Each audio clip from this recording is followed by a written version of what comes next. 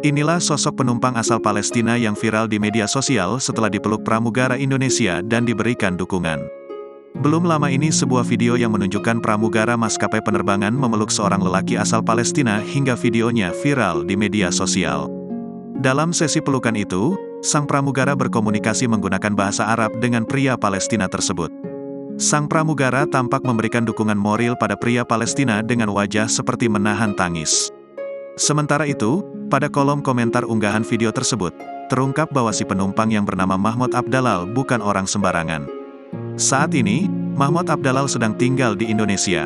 Melalui media sosial pribadinya, Mahmud Abdalal juga kerap mengabarkan kondisi dan situasi terkini yang terjadi di Palestina. Ternyata Mahmud Abdalal adalah seorang qori atau orang yang melantunkan ayat suci Al-Quran dengan mentaati aturan-aturan atau tajwid yang benar.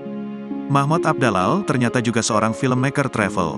Sebelumnya, pada video yang viral itu seorang pramugara menghampiri penumpang asal Palestina yang tak lain adalah Mahmud Abdalal. Saat itu Mahmud Abdalal sedang memejamkan mata, tiba-tiba seorang pramugara menghampirinya. Sang pramugara kemudian mengajak Mahmud berbicara dengan menggunakan bahasa Arab. Bahkan, pramugara itu juga sempat memeluknya dengan wajah terharu.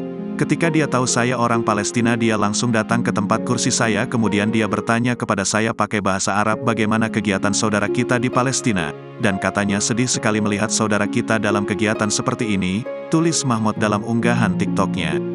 Video itu pun kemudian diunggah ulang oleh beberapa akun media sosial dan mendapatkan respon positif dari warganet. Download Tribun X sekarang, menghadirkan lokal menjadi Indonesia.